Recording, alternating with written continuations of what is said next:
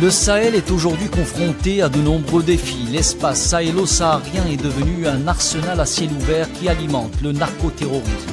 Malgré les crises qui le traversent, le Sahel reste une région extrêmement convoitée. Géopolitique du Sahel est un rendez-vous hebdomadaire dont le but est de mieux comprendre cette région et de cerner les enjeux derrière la rivalité qui oppose les grandes puissances pour son contrôle. L'émission est animée par Leïla Gertal sur Radio Ifriqiya FM. Ifriqiya FM, bonjour, merci de nous rejoindre sur Géopolitique du Sahel. Ce matin, nous allons parler de certains pays africains qui se sont réunis à Lomé, beaucoup de pays africains sous la houlette de l'Union africaine. L'ordre du jour, rompre ou comment rompre avec l'ordre financier hérité du passé, la déclaration de Lomé, la première conférence sur la dette africaine tenue à Lomé a été très claire là-dessus. La conférence s'est tenue du 12 au 14 mai. Nous allons aujourd'hui tenter de voir exactement quels sont les développements ou ce qui s'est passé ou quelles sont les revendications des pays africains sur le plan financier. Tout de suite les développements. Pour en parler ce matin, nous avons avec nous notre consultant à Ifriqiya FM, Abdelkader Soufi. Bonjour, vous êtes professeur universitaire et également analyste des questions internationales et politiques. Bonjour. Alors Abdelkader Soufi, une conférence qui s'est tenue du 12 au 14 mai, pas trop médiatisée, il faut le dire, mais n'empêche que cette réunion ou cette conférence est très importante pour l'Afrique et pour les Africains. D'ailleurs, il y a eu les travaux de cette conférence ont été clôturés par une déclaration de Lomé. Alors, qu'est-ce que cette déclaration et qu'est-ce qu'elle implique? Tout simplement, les pays africains veulent sortir de cette spirale de l'endettement et pour sortir de cette spirale, ils proposent de rompre carrément avec l'ordre financier hérité du passé. Qu'est-ce que cela veut dire? C'est un véritable casse-tête chinois pour les pays africains, malheureusement. Quand vous voyez depuis 80 à 2023... Vous parlez de la dette, hein? La dette qui a sextuplé, donc qui est passée de 112 milliards à 650 milliards de dollars. C'est vraiment... C'est énorme. C'est énorme. C'est énorme. Et pour comprendre justement le pourquoi des choses, c'est pourquoi quand vous dites... les ministres des Finances dorment peu. Oui. C'est parce que le souci est là. D'abord, comment faire pour les politiques générales, comment faire pour rembourser les dettes, mais aussi comment répondre aux besoins les plus urgents de la société. Sachant que les conditions dans lesquelles travaillent les pays africains, qui sont liés justement économiquement aux accords coloniaux et aux legs coloniales, dans beaucoup de pays qui ont fait que ces pays africains-là ne peuvent pas émerger, ne peuvent pas subvenir aux besoins les plus urgents, ni ne peuvent s'en passer de cette dette. Je vais vous donner un exemple simple. Quand vous avez les pays qui sont à l'aube de leur indépendance, amoindris sur le plan technicité, ressources humaines, qualification, technologie, infrastructure, société, et j'en passe. Et les pays, et les Occidentaux qui détenaient tout, sauf la matière première africaine. Et c'est là qu'ils se sont engagés dans un long labour qui était dur pour les Africains, à savoir emprunter de l'argent à la Banque mondiale, bien sûr, pour lancer des projets qui ont tiré profit plus pour les multinationales que les pays eux-mêmes, sachant que les rapports de bénéfices entre les deux partenaires, je veux dire le pays africain ou les pays africains et les multinationales, étaient autour de 70-80% pour les sociétés étrangères et 20% pour les États. 20%, on fait quoi avec 20%? Est-ce qu'on va faire gérer la politique nationale, générale, développer les infrastructures de base, subvenir aux besoins de la santé, de la scolarité, de la vie décente, le développement, l'agriculture? On ne peut rien faire avec 20-30%. Et sachant que ces accords, généralement, avec la banque, l'emprunt, étaient exonérés d'impôts sur une période de 2 à 3 ans. Au bout de 3 ans, ces pays, ils ne pouvaient même pas profiter des 20-30%. car ils étaient obligés de rembourser la dette. Alors à ce moment-là, les sociétés s'étaient enrichies tellement qu'ils pouvaient eux-mêmes dire, voilà, pour maintenir la cadence et maintenir le statu quo, eux-mêmes emprunter de l'argent à ces États. Et donc, aujourd'hui, quand vous voyez... C'est-à-dire, vous voulez dire, Abdelkader Soufi, que ce n'est plus des emprunts de pays à pays, mais carrément d'entreprises. Ah oui, carrément. Oui. Voilà. Ouais. Non, mais ça veut dire qu'aujourd'hui, bien sûr, aujourd'hui, le problème va au-delà de cet endettement. Parce qu'il touche la sécurité et la souveraineté économique et par ricochet la souveraineté et la sécurité politique. Abdelkader Soufi, donc finalement, tous ces pays africains qui se sont réunis à Lomé pour discuter de la question, comment justement aller vers une croissance de leur pays, comment gérer cette croissance ou ce budget destiné à la croissance, alors qu'en contrepartie, il y a, si vous voulez, cet étau appelé la dette, une dette qui est sans cesse en augmentation en dépit de tous les échéances de paiement. Donc finalement, tous ces pays, qu'est-ce qu'ils réclament? Ils réclament carrément une refonte des mécanismes budgétaires pour pouvoir, d'un côté, aller vers un développement, une croissance dans leur pays, et de l'autre côté, payer sans avoir le couteau à la gorge. Comment faut-il justement pour un petit peu pallier ou essayer de résoudre cette équation? Moi, je crois que le piège est serré. Donc, le piège est vraiment serré. À mon humble avis, aujourd'hui, c'est où trouver d'abord l'argent nécessaire. Les bailleurs de fonds. Pour rembourser les bailleurs de fonds. Oui. Mais aussi pour continuer dans cette quête de développement. Alors là, je dis que on peut prendre l'exemple de l'Algérie qui a très vite compris et elle a payé totalement ses dettes. Aujourd'hui, c'est le seul pays africain qui n'est pas endetté. Et donc, c'est parce qu'il n'est pas endetté et c'est parce qu'il a su trouver les bons mécanismes qu'aujourd'hui, l'Algérie, économiquement, non seulement elle s'en sort bien, mais elle est parmi les 3 plus grandes économies africaines et elle émerge. Et c'est ce que, je pense, devrait être aussi un modèle pour les pays africains. Chercher comment se débarrasser de la dette, parce que finalement, qu'est-ce qu'on paye? On ne paye pas la dette. On paye les intérêts. Voilà, les intérêts. On paye les intérêts. Mais la dette, mais la dette augmente. C'est parce que aussi, beaucoup de pays africains ont eu recours au prêt à court terme. Et le prêt à court terme ne fait pas de cadeau. Si on n'est pas capable de rembourser, la dette très vite, bien sûr, la dette très vite, elle augmente d'une manière exponentielle. Alors, Abdelkader Soufi, cette conférence est très importante. C'est vrai que, comme je le disais, elle n'a pas été très médiatisée. Cette conférence, elle est importante pour l'Afrique dans le sens où elle jette la problématique de ce qu'on appellerait le système ou l'ordre financier tel qu'il a été instauré et hérité par le passé. Les conférenciers, les pays qui ont assisté, ont carrément et clairement déclaré que cet ordre financier n'est plus valable de nos jours, qu'il faut absolument le revoir. Le revoir de quelle manière, justement, selon vous, Abdelkader Soufi, pour justement lui permettre d'être ce qu'on appelle à la page et aux normes des règles aujourd'hui qui satisfassent aussi bien les Africains que leurs partenaires. Je ne crois pas qu'il faut une baguette magique. Non, je n'ai pas dit qu'il s'agissait d'une baguette magique. Non, je dis, je ne crois pas qu'il faut qu'une baguette magique, mais il faut qu'il y ait de la rationalité. Tout à fait. Je crois que si, d'abord, aujourd'hui, on prend conscience, ça c'est très important, collectivement, parce que jusque-là, chaque pays africain composait avec ce problème justement de la dette loin des autres États. Aujourd'hui, donc c'est un phénomène qui touche l'ensemble des 54 États de l'Afrique, donc ça devient... 25 sur les 54 sont vraiment touchés. Voilà, donc ça devient vraiment une question générale, bien sûr pour l'Afrique. Vital. Et là, la solution doit être trouvée collégialement, collectivement. Est-ce qu'il y en a certains pays africains qui peuvent acheter la dette, par exemple, et la transformer en investissement? Ça, c'est aussi une possibilité. C'est-à-dire comment on fait avec les Chinois, par exemple, en ce moment?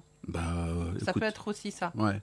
Le problème, c'est pas avec les Chinois réellement, c'est surtout avec le problème, il a toujours été surtout avec les pays européens et l'Occident en général. Voilà. Donc, c'est parce que les Chinois cherchent toujours un partenariat gagnant-gagnant. Ça ne les intéresse pas d'avoir un pays défaillant ou faible avec qui ils composent, parce que à la base, les Chinois, c'est des commerçants aussi. Ils vendent, ils ont besoin de pays stables et capables d'acheter ça, donc capables de faire fonctionner la roue économique chinoise. C'est pourquoi les Chinois n'ont pas opté pour ce type. Bien au contraire, ils ont une banque parallèle, eux aussi.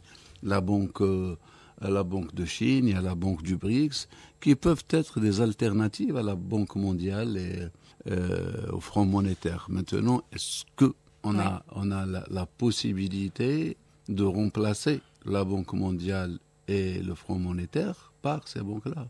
Parce qu'il y a les enjeux sécuritaires et économiques de l'ordre mondial, bien sûr, parce que le problème, il est comme ça. Assez pertinent et assez délicat aussi. Le problème est là. Si on arrive à s'en passer, est-ce que cela ne serait pas un défi pour... Mais à trouver des alternatives, disons. Il faut trouver des alternatives. Justement, parce que c'est ce que dénoncent les pays qui ont donc été présents. Ils disent que l'architecture financière mondiale ne répond plus aux impératifs du développement. Du développement en Afrique plus précisément, parce que de toute façon, prise dans cet engrenage de la dette et le paiement de la dette, comme vous disiez tout à l'heure. Alors, y a-t-il réellement des alternatives? Peut-être que les pays africains qui ont été réunis là-bas pour parler de ce sujet ont certainement dû trouver ou proposer des alternatives, parce qu'il y a des banquiers, il y a les chefs d'État, il y a les ministres, mais il y a aussi les experts en finance qui pourraient peut-être proposer des alternatives. Et justement, selon vous, quelles sont ces alternatives qui pourraient être proposées, Abdelkader Soufi? Écoutez, je pense que le problème d'abord de l'endettement, il est ce qu'il est. Surtout pour les pays africains, oui.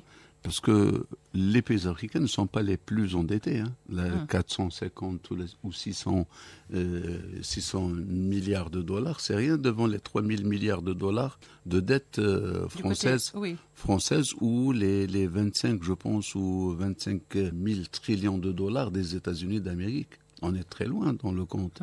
Ça veut dire que c'est 2 fois rien. Ça peut être le 1/5 de l'investissement pris par les Américains. Mais ça ne se pose pas dans les mêmes termes, peut-être. Oui, mais voilà. Justement, non, mais je voulais dire. Des échanges, je voulais dire non, parce que c'est les pays africains, parce que c'est le tiers-monde.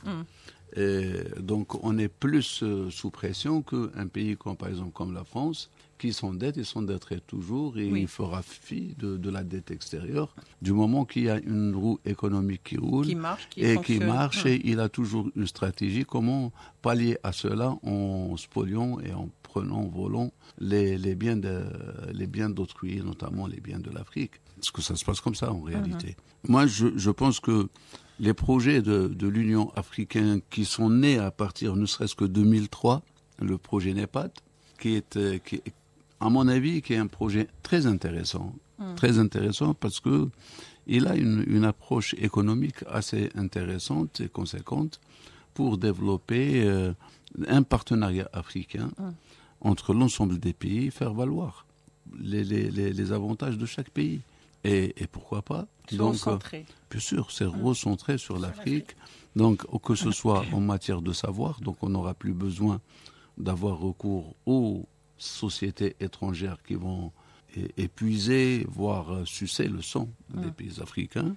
Aussi, donc, pouvoir faire de l'échange entre Africains, cela donnerait un peu plus de sécurité pour ces pays africains et leur permettre d'outrepasser leurs problèmes. Alors, en réalité, maintenant, les défis, c'est comment s'en débarrasser de la dette, comment pouvoir s'organiser pour amorcer justement cette dette, mais surtout lancer les projets de développement, comment assurer une vie décente pour les populations, donc l'approche sociale, comment avoir ou comment réussir sa sécurité sur son territoire, sur le plan sanitaire, sur le plan hard, sur le plan économique, Infrastructure de base. Voilà. Donc ça, ce sont les défis. Mais les défis, il faudrait qu'il y ait une bonne projection, une vision assez profonde. Sur le long terme. Sur le long terme, sur le moyen terme. Pourquoi le long terme? Mais surtout, c'est trouver au plus vite possible comment dépasser la dette. Parce que c'est la dette qui gêne. Eh bien justement, Abdelkader Soufi, comment peut-on aujourd'hui jouer les équilibristes pour les pays africains qui disent qu'on veut absolument rompre avec ce système financier entre le remboursement et l'emprunt? On ne fait pas d'omelette sans casser des œufs. Donc, il faut savoir faire des sacrifices. Il faut savoir donc prendre les bonnes décisions et les appliquer. C'est vrai que dans l'immédiat, ça peut créer des crises, mais je dirais que ces crises seront temporelles. Ça veut dire que si c'est un passage obligé, il faut y aller. Donc, il faut aller vers les réformes, les réformes internes, mais aussi la révision des contrats avec les sociétés externes ou extérieures dont le rapport est défavorable aux États africains. Ça, c'est ce qu'il faut aussi. Ensuite, il faut se pencher sur la formation de qualité de la ressource humaine, donc dans le savoir-faire surtout, et la possibilité d'acquérir des technologies.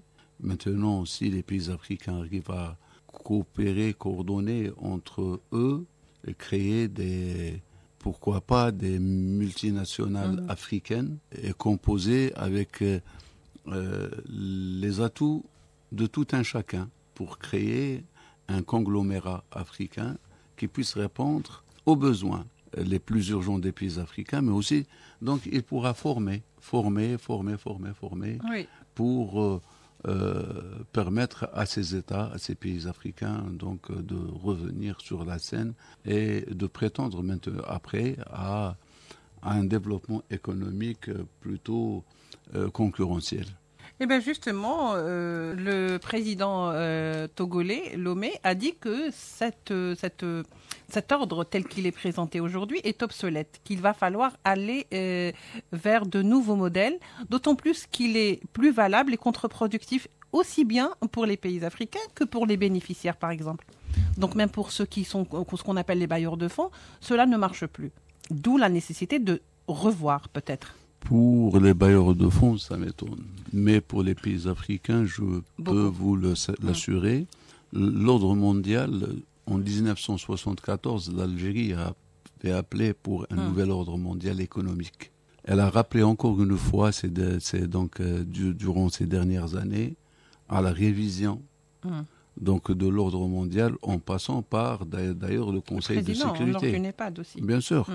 Donc, revoir la constituante et les lois qui régissent le Conseil de sécurité, revoir donc tout le fonctionnement de l'Organisation des Nations Unies. Parce que, tel que ça a été fait en l'absence de l'Afrique.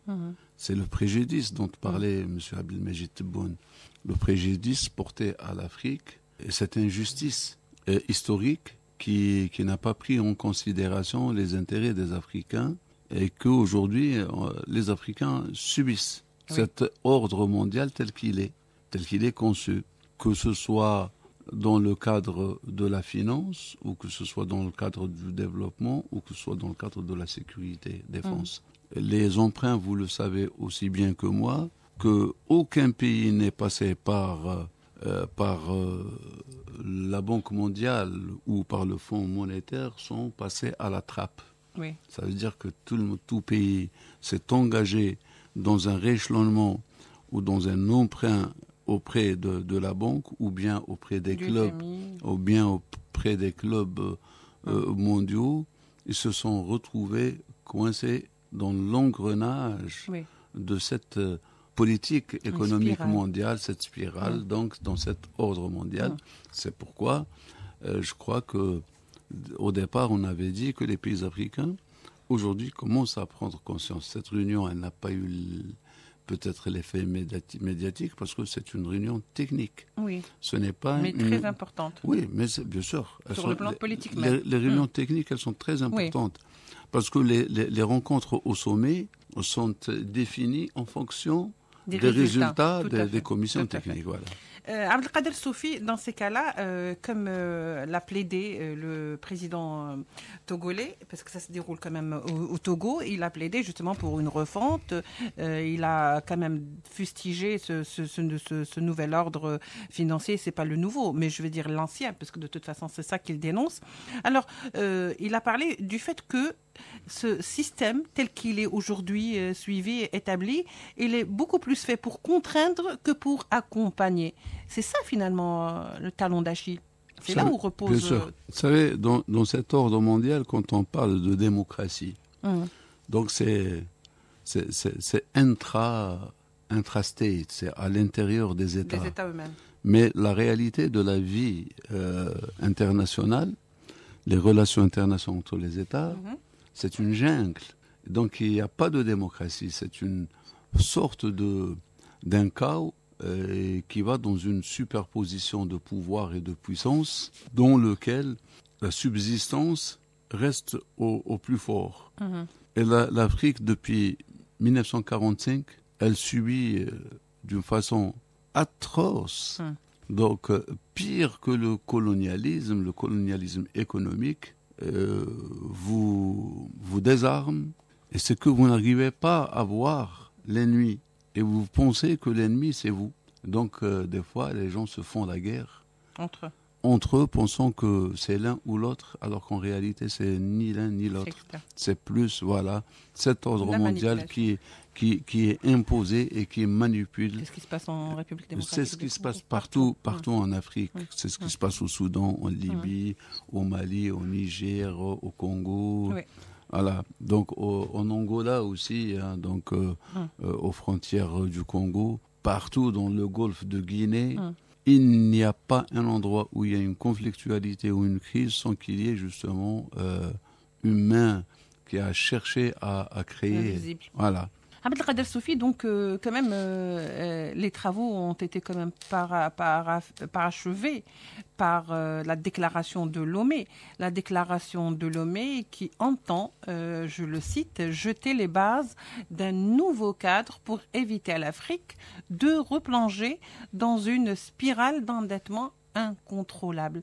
Donc on sent dans cette déclaration de Lomé qu'il y a quand même une volonté et réfléchie d'aller peut-être doucement vers un changement, mais surtout certainement.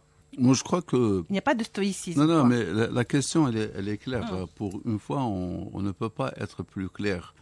Les pays africains sont touchés au plus profond par cette dette.